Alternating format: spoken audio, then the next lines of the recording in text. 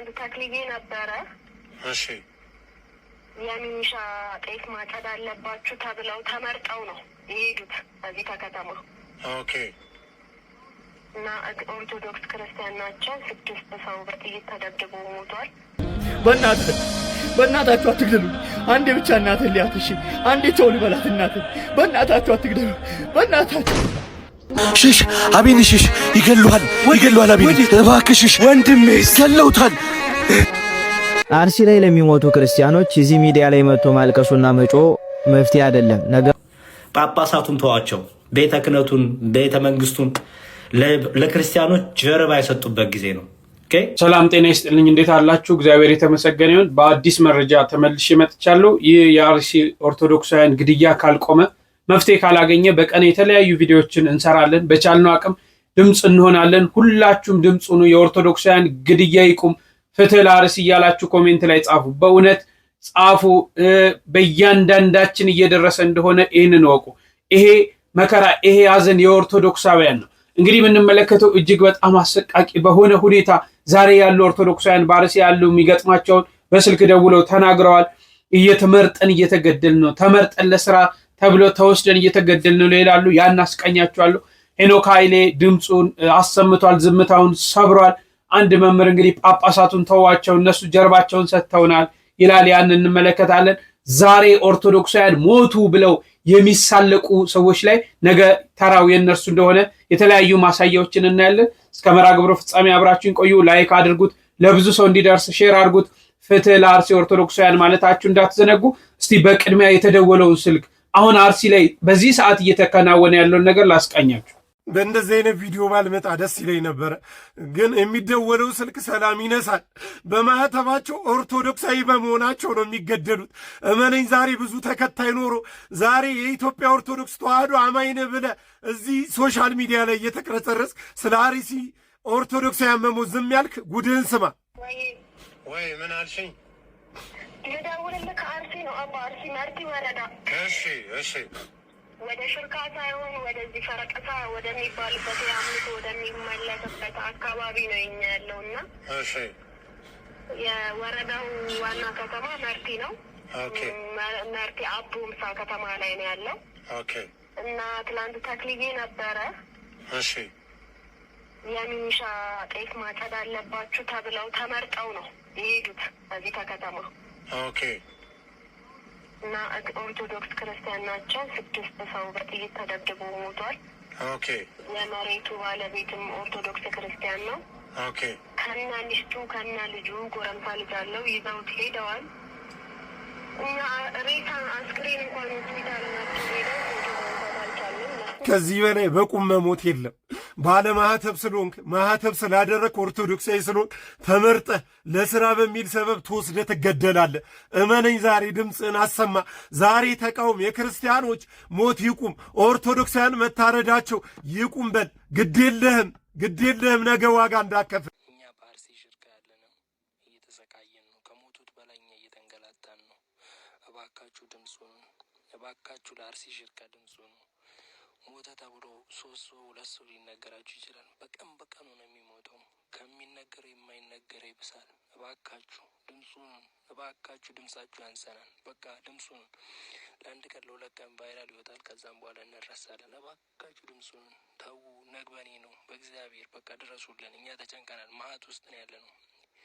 በወላድ አምላክ እንደው በፈጣሪያችሁ በቃ ድምፁንልን። ቤተሰቦቻችን አለቀ። እኛ ወጣቱ በየጫካው በየጫካው እናድራለን። እናቶቻችን የት ይደራሉ? እህቶቻችን የት ይደሩ? በቃ እኛ እኮ ሞትን። በቃ ድረሱልን። በቃ መሄጃም የለንም መግቢያም የለንም። በቃ እንደተከታተላችሁት ነው እንግዲህ እጅግ በጣም አሳዛኝ ነው። ከሞቱት በላይ ያሉት በህይወት እየተሰቃዩ ነው። ከሞቱት በላይ ያሉት መከራ እያዩ ነው። የሞቱትማ አንደኛቸውን ጽዋቸውን ይዘው ወደ ክርስቶስ ሄደዋል። ስለ ሃይማኖታቸው ሲሉ መንግስተ ሰማያትን ሊወርሱ ሄደዋል። ፍትህ እኮ ለእነዚህ ሰዎች ነፍስ ይማር አንልም፣ ምክንያቱም ስለ ማህተባቸው ነው የተገደሉት። ግን ያሉት ሰዎች እየተሰቃዩ ነው። የሚነገረው ቁጥርና እየሞተ ያለው ሰው ተመጣጣኝ አይደለም። በርካታ ሰው በቀን እየተጨፈጨፈ እንደሆነ እየሰማን ነው።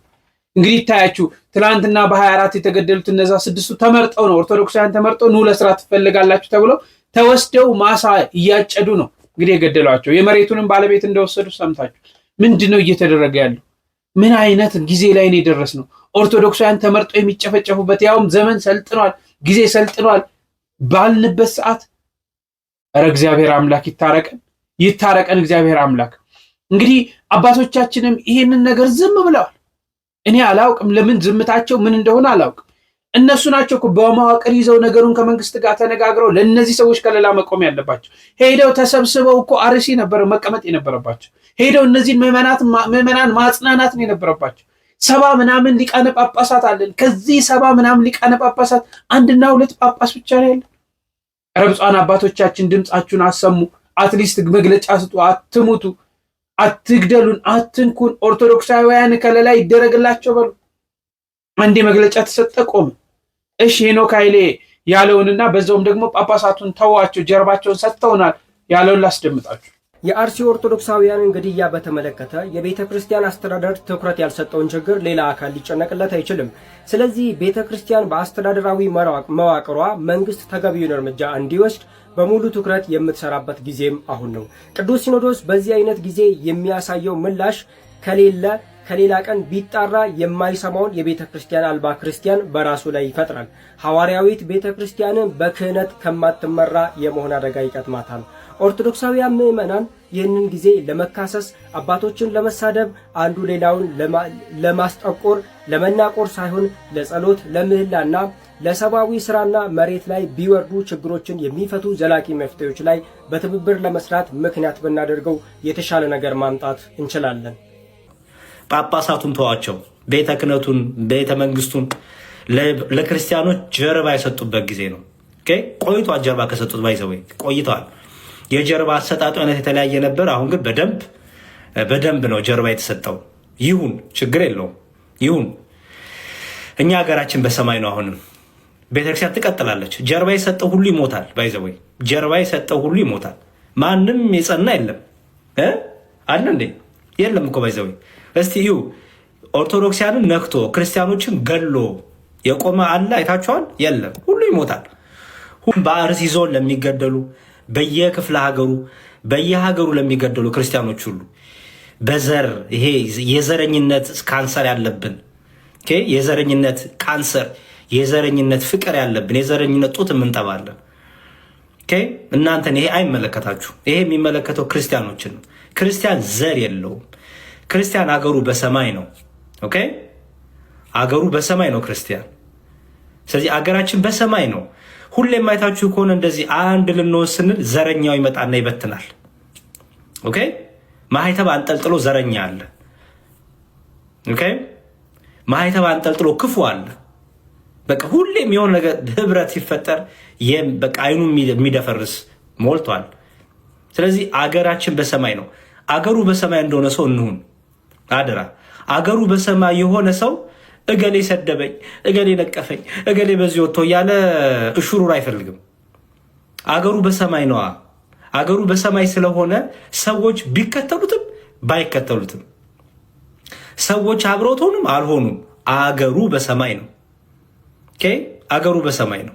ስለዚህ ዝም ብሎ ይሄ የሚል መጠመጡ በቃ ዝም ብለው እንዲያው እይታ እንዲያው ቀፉኝ የሚፈልጉ ሰዎች አሉ። እነዚህ በጣም እንቅፋት ናቸው።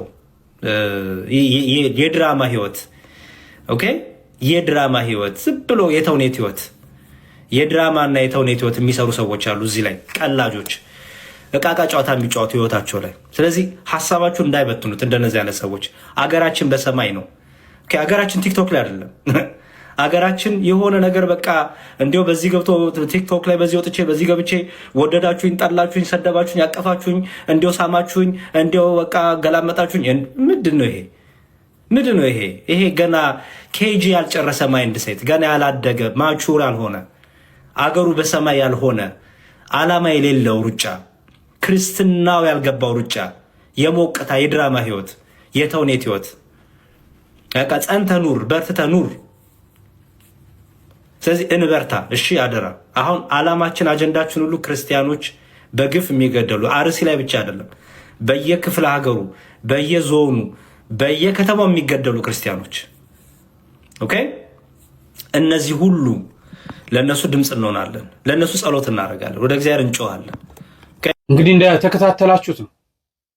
በግልጽ በደንብ ገልጸውታል። ምንም የሚጨምረው ነገር የለም እዚህ ላይ። እንግዲህ ዛሬ መዋቅር ይዛችሁ ይህንን ነገር ካላረጋችሁ ነገ ቤተክርስቲያን ከእናንተ ትነጠላለች የሚል ነገር አንስቷል ዲያቆን ሄኖክ ኃይሌ። እናመሰግናለን። አርሲ ማለት ይቺ ናት። በእናታችሁ አትግደሉ። አንዴ ብቻ እናትን ሊያትሽ አንዴ ተው ልበላት። እናትን በእናታችሁ አትግደሉ። በእናታችሁ አባታችን ሆይ በሰማያት የምትኖር ስምህ ይቀደስ፣ መንግሥትህ ትምጣ። እጆሮ ላይ ከየት እየመጣ ነው? ከቤተ ክርስቲያን እየመጣው ነው። ስም ማን ነው? ወልደ ሚካኤል። ከየት እየመጣ ነው? ከቅዳሴ እየመጣው። የሆነበት ቅዳሴ ነው። ተመልከት። የማን የተርጣሪ ነው? ግደሉት። እባክህን በእናትህ ወንድሜ፣ እባክህን እኔ ብዙ ዕቅድ አለኝ ገና። እባክህን አትግደለኝ። በእናትህ አትግደለኝ። በእናትህ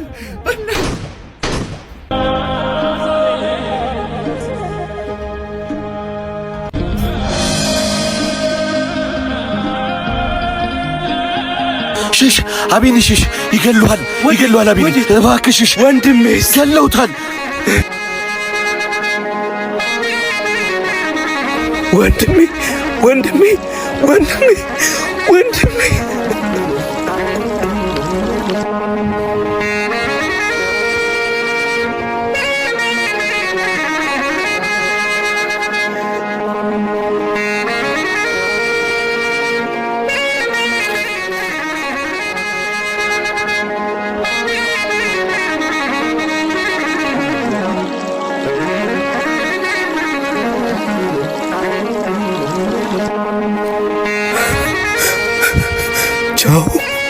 ቻው።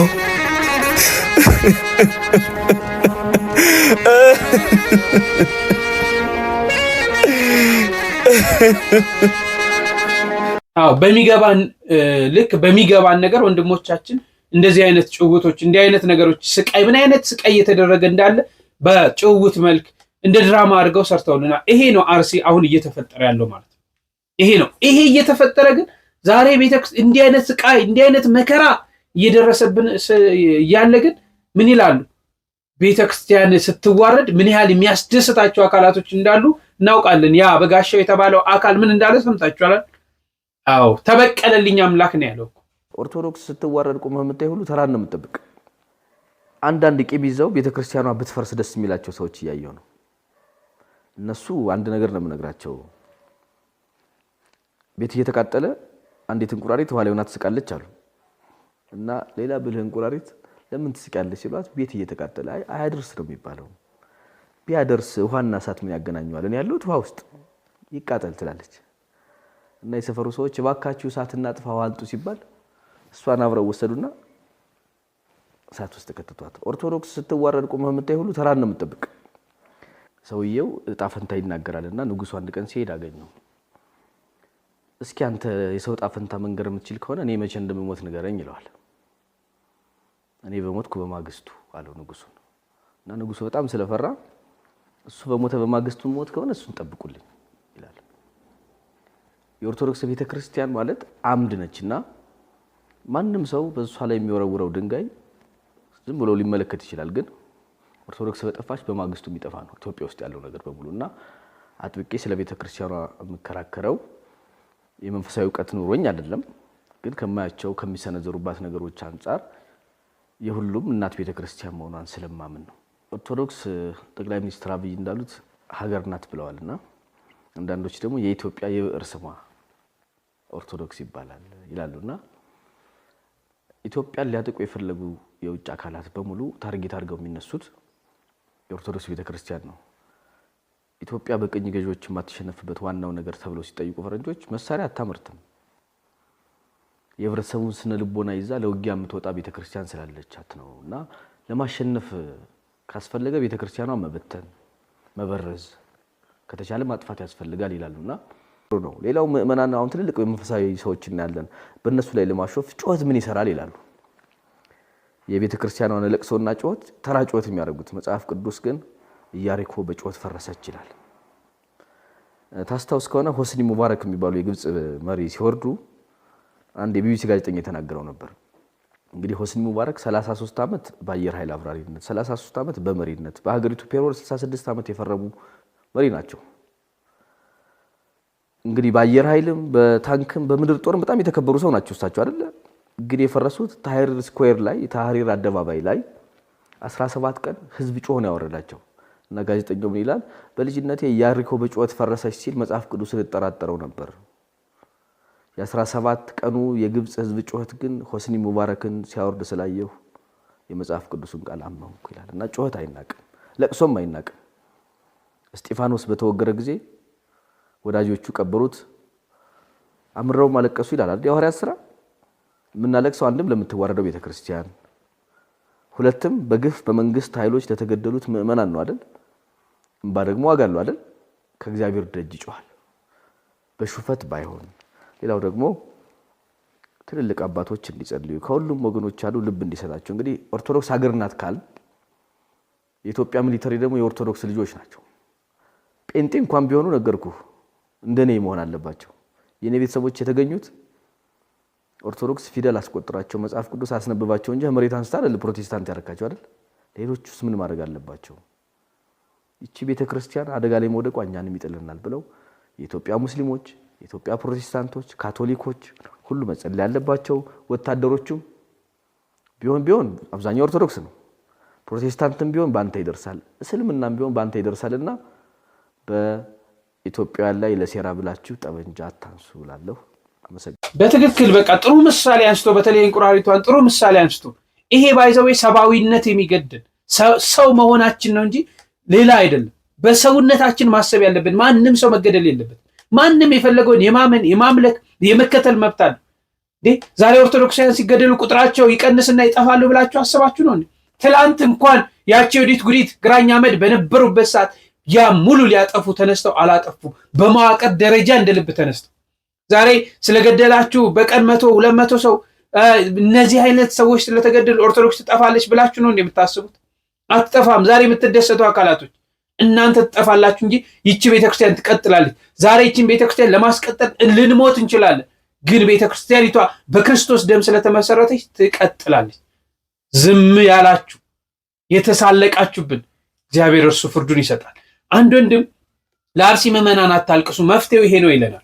አርሲ ላይ ለሚሞቱ ክርስቲያኖች እዚህ ሚዲያ ላይ መጥቶ ማልቀሱና መጮ መፍትሄ አይደለም። ነገሩን ለጥቂት ጊዜ ሊያበርድ ይችላል እንጂ ዘለቄታዊ መፍትሄው ይሄ አይደለም። መተን እዚህ ላይ ስናለቅስና አቅመ ቢስ መስለን ስንታይ ለሚገድሉንና ለሚጨፈጭፉን ብርታት ነው የምንሆነው። እኛ ጉልበትም አቅምም አለን። መፍትሄው ማልቀስ አይደለም። እዚህ ሚዲያ ላይ መተን የምናለቅሰውን ለቅሶ ቤተክርስቲያን ሄደን እያለቀስን ፈጣሪ ለምን ነው ቢሆን ኑሮ አንድ መፍትሄና ምልክትና ነበር። አሁንም መፍትሄው ማልቀስና ፍትህ እያሉ መጮ አይደለም። ፍትህ ከማን እጅ ነው የምትጠብቁትና የምትጠይቁት? ስንት ዓመት ተጠየቅን? ስንት ዓመት ቤተክርስቲያን ተቃጠለች? ስንት ዓመት ክርስቲያኖች ሞቱ? ስንት ዓመት መነኮሳት ካህናት ተገደሉ?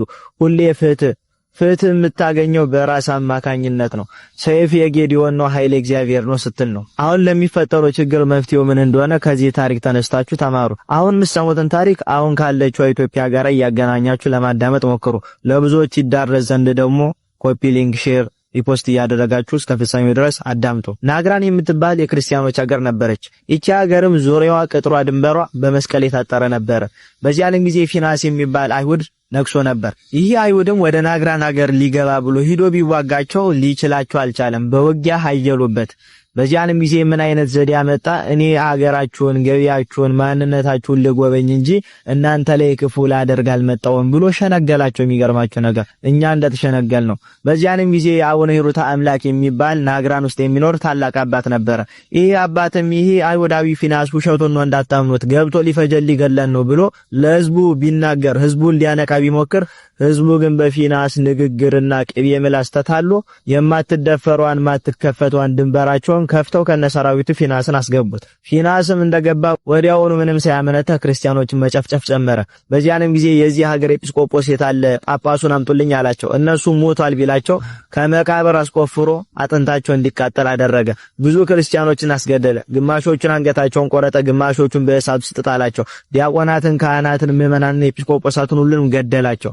በዚያንም ጊዜ አቡነ ሂሩት አምላክን አመጣውና ከፊቱ አቁሞ አንተን ህዝቡ ያምነዋል ሽማግሌ ነህና ክርስቶስን እንዲክዱ ንገራቸው አለው። አቡነ ሂሩት አምላክስ እኔ 80 ዓመት ሙሉ ኖሬያለሁ፣ 80 ዓመት ሙሉ ስኖርም ብዙ የልጅ ልጆችን አይቻለሁ። ክርስቶስ እስከዛሬ ያስቀየመኝም ነገር የለም። እኔ እንዴት ብዬ እሱን እክደዋለሁ? ማንም ክርስቶስን እንዳይክድ ብለው አወገዙ። በዚያንም ጊዜ ድምሃ የምትባል የአቡነ ሂሩት አምላክ ሚስት ነበረች። 2 ልጆችም ነበሯት። እሷን አንጥቶ ራቁታቸውን ከሕዝቡ ፊት አቆማቸው። በዚያንም ጊዜ የ12 ዓመት የአቡነ ሂሩት አምላክ ልጅ በንጉሱ ፊት ላይ ምራቋን ተፋችበት። ፊናስም ተናዶ አንገቷን ቆረጠው። ደማዋንም ቀድቶ ለእናቷ ድምሃ አጠጣት። እናቲቱ ጌታ ሆይ ይሄንን ክብር ስለሰጠኝ ተመስገንልኝ አለችው። ስላንተ ስም ልጅ እንድትሞት ፈቅደሃልና ብላ ክርስትናን ሰብካ እሷም ሞተች፣ አንገቷን ቆረጣት። በዚያንም ጊዜ አቡነ ሂሩት አምላክንም ወስዶ ክርስቶስን ይክዳሉ አይክዱም ቢላቸው እኔ ክርስቶስን አልክድም አሉት። በዚያንም ጊዜ አንገታቸውን ቆረጠ። አቡነ ሂሩት አምላክም ከመሞታቸው በፊት የሮምን መንግስትና የኢትዮጵያ መንግስት ያጽና፣ ይሄንን ከሃዲ ንጉስ ፊናስንም ያጥፈው ብለው አውግዘውት ሞቱ። ፊናስም በዚያን ጊዜ የ5 ዓመት ሕፃን አግኝቶ ያንን ሕፃን አቅፎ ተሸክሞ እኔን ነው ወይስ ክርስቶስ የሚባለውን ነው የምታምኑ ብሎ ጠየቀው። ያ ሕፃንም እኔን የፈጠረኝ ኢየሱስ ክርስቶስ ነው፣ እኔም ለሱ ባሪያው ነኝ፣ አንተ ግን የተረገምክ አይሁድ ነህ ብሎ ነገረው። በዚያንም ጊዜ ከፊናስ እጅ አምልጦ እየሮጠ ሄዶ እናቱ የገባችበት እሳት ውስጥ ገባ። የ6 ወር ሕፃን ልጅም ነበረ።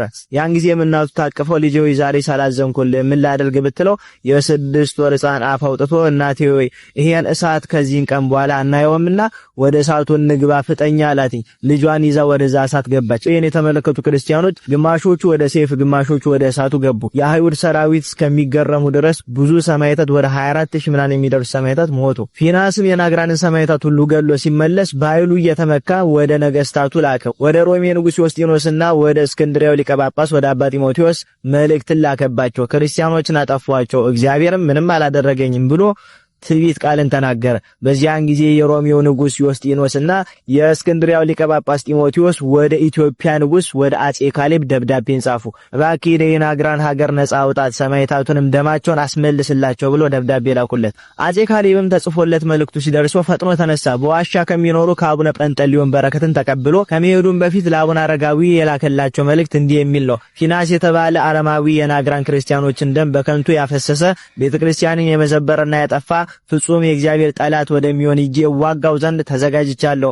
ስለዚህ አባቴ ሆይ አንተም በበኩል ጸሎት አድርግልኝ። የጻድቅ ሰው ጸሎት ትራዳለች፣ ኃይልንም ታሰጣለች፣ በጠላት ላይ ድልንም ታቀዳጃለችና ሲል ወደ አቡነ አረጋዊ ላከ። አቡነ አረጋዊ ለንጉሱ እንዲህ ብሎ መልእክትን ላኩለት። ወደ ጦር ግንባር ሄድ፣ እግዚአብሔር ጠላቶችን ከእግረ በታች ያስገዛል፣ ላንተም ግርማ ሞገስ ይስጥ፣ በሰላምም ይመልስ ብለው መርቀው ላኩት። እንዲህ ነበሩ የኛ አባቶች ክርስቲያኖች ሲገደሉ አይዟችሁ እያሉ መግለጫ የሚያወጡና ፍትህ የሚጠይቁ ሳይሆኑ ፍትህ እንዲሰፍን ደምን በደም የሚያስመልሱ ነበሩ። ከዚህም በኋላ አጼ ካሌብ ልብሰ መንግስቱን አውልቆ ጥሎ ማቅ ለብሶ በፍጹም ልመና ብዙ ጸሎት ካደረገ በኋላ ወደ የመን ሳባ በመርከብ ተጓዘ። ከካዲ ፊናስ ጋራም ጦር ገጠመ።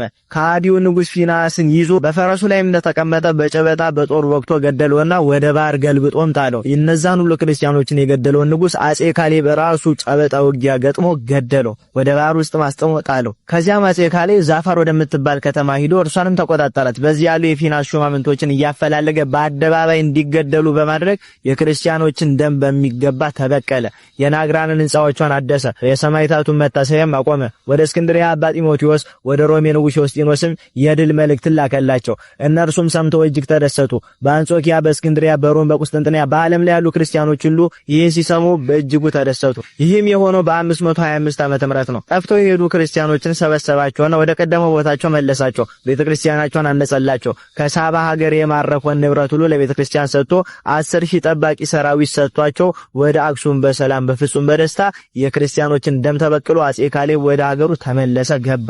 አጼ ካሌብም ድል አድርጎ ከተመለሰ በኋላ ይህን ላደረገልኝ ጦርነቱን ድል እንድነሳ ላደረገልኝ እግዚአብሔር ምን ዋጋ ልክፈለው ብሎ ንግስናውን ጥሎ ዘውዱን አስቀምጦ ወደ አባ ጰንጠሌዎን ዘንድ ሂዶ መንኩሶ ታላቅ ተጋድሎን ከተጋደለ በኋላ ኢትዮጵያዊ ንጉስ አጼ ካሌብ ይህንን ዓለም በመናቅ በበረሃ በዋሻ 12 ዓመት በጾም በጸሎት በብዙ ተጋድሎ ከኖረ በኋላ ግንቦት 20 ቀን አርፎ እስከ ዘላለሙ ድረስ የማያልፍ ሰማያዊ ክብርን ወርሷል። መካነ መቃብሩም አክሱም በአባ ጰንጠሌዎን ገዳም ምድር ቤት ውስጥ ይገኛል።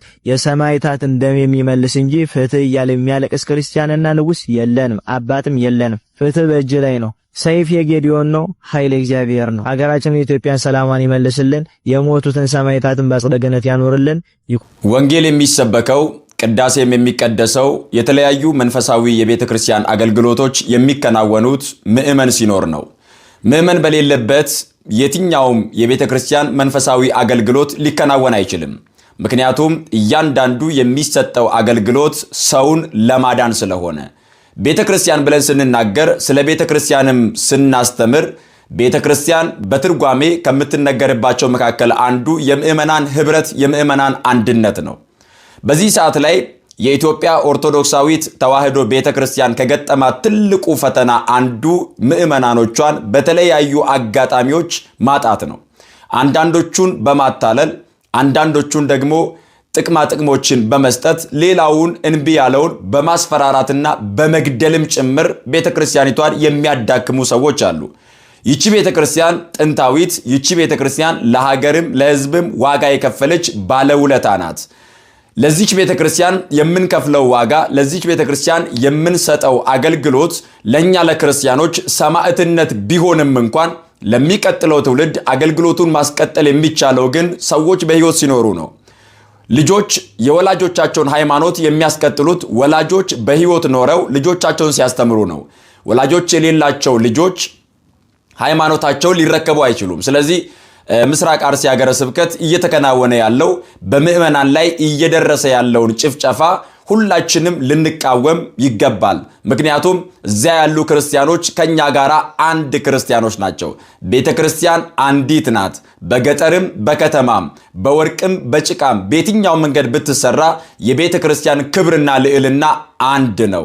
ስለዚህ ሁላችንም በጋራ ሆነን ይቺ ኦርቶዶክሳዊት ተዋሕዶ ቤተክርስቲያን ያለ ጥፋቷ ያለ በደሏ የሚደርስባትን መከራና ስቃይ ልንቃወምና ሁላችንም ድምጻችንን ልናሰማ ይገባል። ምክንያቱም በቤተክርስቲያን ላይ የሚደርስ መከራ፣ በቤተክርስቲያን ላይ የሚደርስ ፈተና ዛሬ በገጠሪቱ አካባቢ ቢደርስም ነገ ተነገ ወዲያ ግን በእኛ ላይ የሚደርስ ስለሆነ ነግለኔ ብለን ሁላችንም በዚህ ሰዓት ላይ በክርስቲያን ወንድሞቻችን ላይ የደረሰውን መከራና ስቃይ አሰምተን ልንናገር ይገባል። ቤተክርስቲያን አንዲት ናት። ቤተክርስቲያን ቅድስት ናት። ቤተክርስቲያን ሐዋርያዊት ናት። ቤተክርስቲያን በሁሉ ያለችና ሁሉን አክብራ ወዳ የምትኖር ቤት ናት። እንደ ክርስትና የተሰቃየ እምነት አለ እንዴ በምድር ላይ? ክርስቲያን የተባለ ሁሉ ከመስሪያ ቤት እንዳይቀጠር፣ ክርስቲያን የተባለ ሁሉ ሀብት እንዳይኖረው፣ ክርስቲያን የተባለ ሁሉ ማምለኪያ አጸድ እንዳይኖረው ያ ሁሉ ተደረገ። ያገኘነ ሰው ሁሉ ጉልበቱን የሚሞክር በክርስቲያኖች ነው። ጉልበት አለኝ የሚል ሁሉ መግደል እንደሚችል የሚያረጋግጠው እኛን በመግደል ነው። የክርስቲያኖችን እንኳን ትልልቆችን ሕፃናትን አንቆ በመግደል ጀግንነት የሚመስላቸው ሰዎች ናቸው አሉ። በልቶ ያልጠገበው ሁሉ መብላት። እግዚአብሔር ሁሉም ሲችል ኃይል የሱ፣ ገናንነት የሱ፣ ጉልበት የሱ ነው። ታዲያ እንደዚህ ያለ አምላክ ለምንድን ነው ክርስቲያኖች እንዲሰቃዩ የሚያደርግ? ከሰው ጋር ብትታገል ወይ ትጥለዋለህ ወይ ይጥልሃል። ከቤተ ክርስቲያን ጋር ብትታገል ግን ትጥልሃለች እንጂ አትጥላትም። የመጨረሻው ኃያል የነበረውን ፈርዖንን እግዚአብሔር በቅማል እንደተዋጋው አታውቁም? እግዚአብሔር ጉልበት አይቸግረውም። የኃያላንን ክንድ የሚሰባበር ኃያል የሚመክሩ ሰዎችን ምክር የሚሽር እሱ እግዚአብሔር ነው። የትም መቼም ከእውነት ጋር ቁሙ። ቢኖራችሁም ከእውነት ጋር ቁሙ፣ ብታጡም እውነተኛ ሁኑ። ዘመን እንደው ማለፉ አይቀርም። በውሸት ብንኖርም የምንሞት ግን የእውነት ነው። አንዱ ታሞ ይሞታል፣ አንዱ ተገርፎ ይሞታል። የሞት ለውጥ ነው እንጂ ሁላችንም እንሞታለን። መሞት ላይቀር ግን ከእውነት ጋር እንሞት። ብዙ የሳር ክምር በአንዲት ቀጭን ክብሪት እንደሚቃጠለው እውነት የተገለጠለት የከመርነው ነገር ሁሉ ትቢያ ሆኖ የሚጠፋ ነው። እናንተ ግረፉን፣ እናንተ አሰቃዩን፣ እናንተ ደብድቡን፣ መከራውን በጨመራችሁብን መጠን ከእግዚአብሔር አክሊል ይጨመርልናል። እርግጠኛ ሆኜንም ነግራችሁ ክርስቲያን ሞቶ አያልቅም። ቤተ ክርስቲያንን እየጨረሳት ያለ የልጆቿ ኃጢአት ነው። ሰውን በልብስ እናታልለዋለን፣ ሰውን በቃል እንሸነግለዋለን። እግዚአብሔር ግን እስከ ልብ ድረስ መርምሮ ይፈርዳል። በዓለም ላይ ተመችቶ ከመኖር ከክርስቶስ ጋር መታሰር እንኳን ይሻላል። ለመምህሮቻችን ቃሎት ያሰማልን። ከመጽሐፍ ቅዱስ አንስተው በደንብ ነግረውናል። እንግዲህ ቤተክርስቲያን ዛሬ የሚቀደሱ ምዕመናን ስላሉ ነው። ትክክል ነው። ሁለተኛውም ወንድማችን የገለጸውን ሰምታችኋል። እንዴት አድርገን ራሳችን መከላከል እንዳለብን ማለት ነው። ጥሩ ነው። አሁን ኦርቶዶክሳውያኑ ህብረት እየፈጠረ ነው። በዚህ በሚዲያው ስናጮህ ደግሞ ዓለም ያይልናል። ዓለም ሲያይ እዚህ ጋር የዓለም መንግስታት የሚገቡበት ሁኔታ ይኖራል ማለት ነው። ጭፍጨፋ ይቁም ነው እያልን ያለው። ግድያ ይቁም ነው። ኃጢአት አይደለም እየተናገርን። አንገደል አንጨፍጨፍ ነው እያልን ያለን። ማንም ሰው በመሆኑ በሃይማኖቱ ሊገደል አይገባም ነው። ታው ነው እያልን ያለን። ይሄ ፖለቲካም አይደለም፣ ይሄ ሌላ ታሪክም አይደለም። አትንኩን፣ መብታችን ይከበር ነው እያልን ያለን። እግዚአብሔር አምላክ በመካከል ገብቶ ይህን የመጣውን ላያችን ላይ የመጣው ክፉ መንፈስ ያርቅልን። መቼም ሰው በሰውነቱ ሰው በወንድሙ ላይ እንዲጨክናል ብዬ አላስብም። ምን አይነት መንፈስ ምን አይነት አጋንንት እንደመጣ አላውቅም። መድኃኔዓለም ኢየሱስ ክርስቶስ ያርቅልን። ፍትህ ለወገኖቻችን፣ ፍትህ በአርሲ ለሚገኙ ኦርቶዶክሳውያን። በሌላ መርሃ ግብር እስክንገናኝ ቸር ወሬ እግዚአብሔር ያሰማን። ቸር ቆዩልኝ።